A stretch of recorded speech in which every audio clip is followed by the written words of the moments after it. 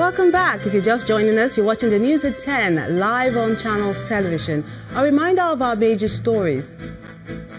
Nigerian military kills one of the key leaders of ISWAP, a factional group of Boko Haram believed to have Leah Shabibu in its custody in a joint operation of the Army and Air Force. Police in Benue State begin mapping of flashpoints as part of measures in tackling herdsmen and farmers' crisis ahead of the dry season. INEC holds by-elections in Kwara, Katsina and Bauchi states to fill vacant seats in the House of Representatives. Exercise the judge as peaceful in the three states. And in France, one person killed and many others reportedly injured as thousands take to the streets to protest over fuel hike.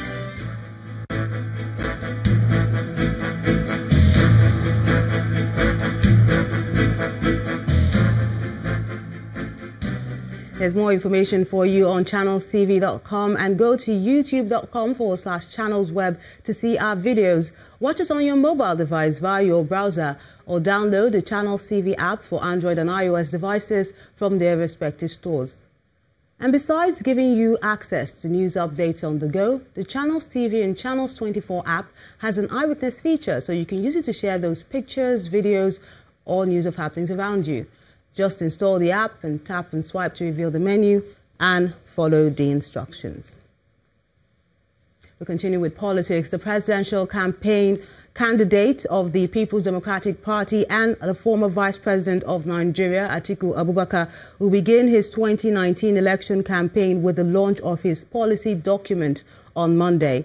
The PDP presidential candidate is expected to present his vision for Nigeria and his action plan to achieve it, in line with what he promised to run an issue-based campaign.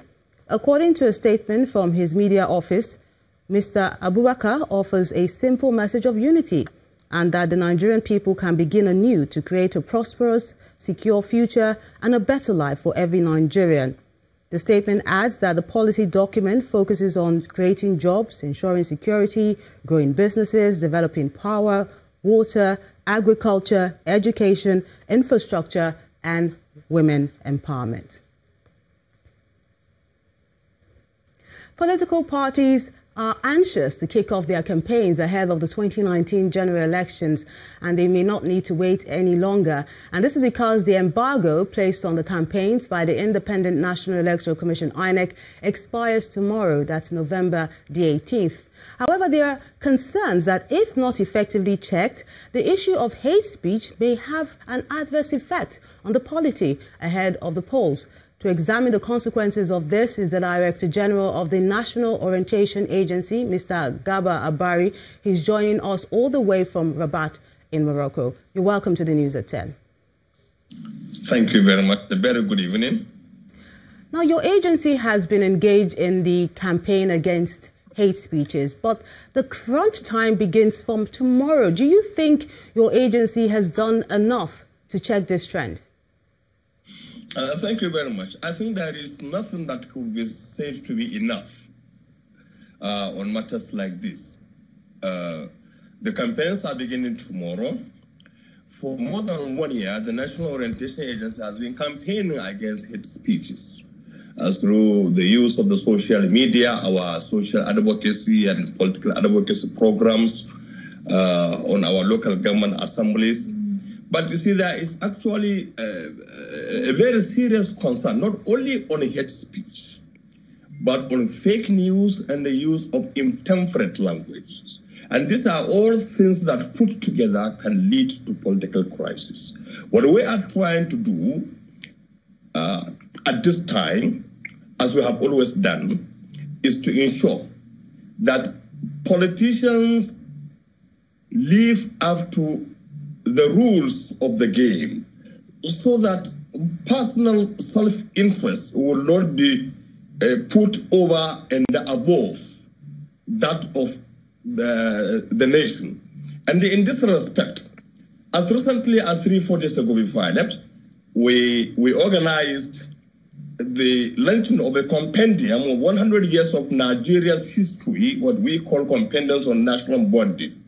And they used that same platform to commence what we call reflections of elder statesmen on Nigeria.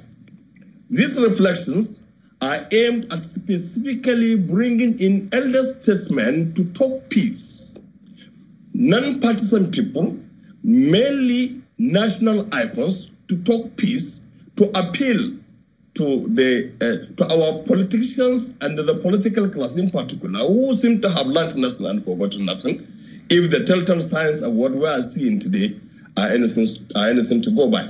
So, as far as we are concerned, this is actually a very big job, but it is so only for the National Orientation Agency this time. The political players themselves must have to come and join us in this campaign. Civil society organizations for which we have been with whom we have been partnering over the years would have to also come and join us to expand the frontiers of the campaign. But Mr. Barry, if I may come in here, are there consequences for those who may run foul of the efforts towards achieving a campaign that is devoid of offensive utterances? I want to tell you this time around, government is determined that whoever falls short of the law will definitely be visited by appropriate sanctions. And no, definitely we cannot and we must not allow the interest of this country. We have seen a lot of bloodshed. We have seen a lot of destruction of life and property. Government is up and doing, and all the necessary laws are being in place. The security agencies in particular must be called to live up to their expectation and ensure that any form of infraction is being visited by appropriate sanctions. And the government is determined to do that, this I can assure you. You said all hands must be on deck, but what would it take for Nigerians to develop the culture where aspirants to political offices in the country do so without the type of sometimes bitterness displayed by these politicians? It has to do a lot to do with our political culture and, of course, the collapse of our values. This has not been our history. That has not been our narrative over the years. It is actually a recent phenomenon, and it has also got to do a lot, with the role of the state and so many issues of governance, which over the years have been allowed to degenerate. In this respect, we have to begin the process, and this is a responsibility for everyone. The process of reinventing the new Nigeria that we all wish to see, and this is a responsibility at both parental, child level, the individual and the institutional level.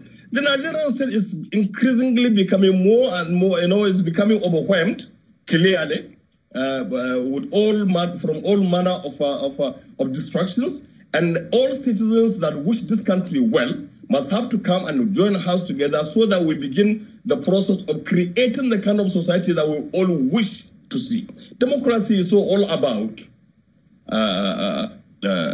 anger and anguish and the maiming and the killings. It is about choice. And if it is about choice, what is there that will actually lead to the shedding of blood?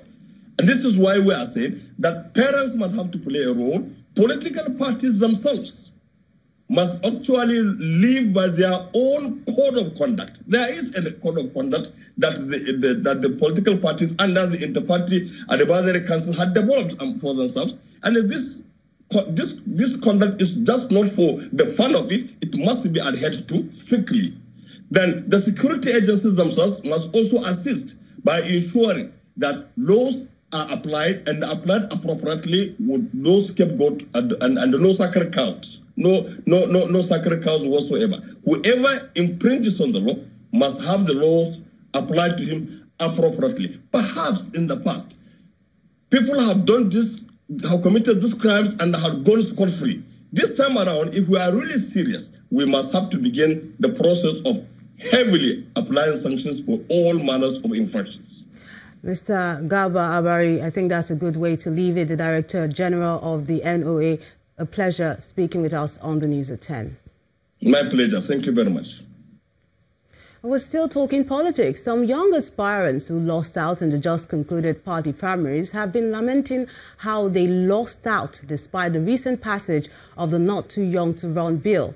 The aspirants listed lack of funds and zoning as some of the factors that denied them the party's ticket during the primaries. They were speaking at a workshop organized by the Youth Initiative for Advocacy, Growth and Advancement in Africa.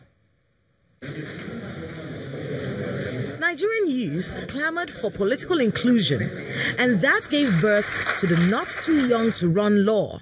However, it becomes a different kettle of fish when it comes to actual participation in the party primaries.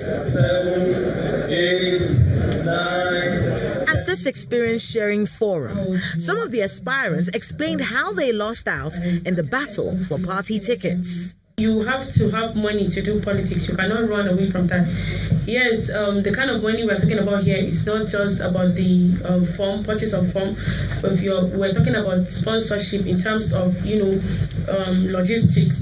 Because we have about 12 wards in my local government, and so we had to be running from, one ward to the other. We had to go to all the nooks and crannies to make sure we get and convince the delegates to, vote for me and all that. After announcing my victory, I filled all the correspondence forms, attestation and the nomination form. It was a day after that, then we saw that list. And all the information we got from the source were not what they told us, that the list is not on the genuine. They don't know anything about it. I was the only female with two guys from my constituency, which both of them asked me to step down for them. And I asked them why. The other one said he has been there for a while. Then the other one said he felt we are all good candidates, but he felt we'll split the vote. So I told him, even if I'm going in for the zero vote, I'm not going to step down for you, because I felt if I'm the only female, you people should be able to step down and leave me because I'm female. According to the Ready to Run group, 1,058 young aspirants indicated interest to seek for political offices, and only 297 purchased nomination and expression of interest forms. However, only 173 of the aspirants emerged as candidates across the political parties. We're providing support to young candidates who are running the 2019 election. Some of the support that we're providing, we are partnering with Raising New Voices, who is providing some funds for young people who are contesting in the 2019 election.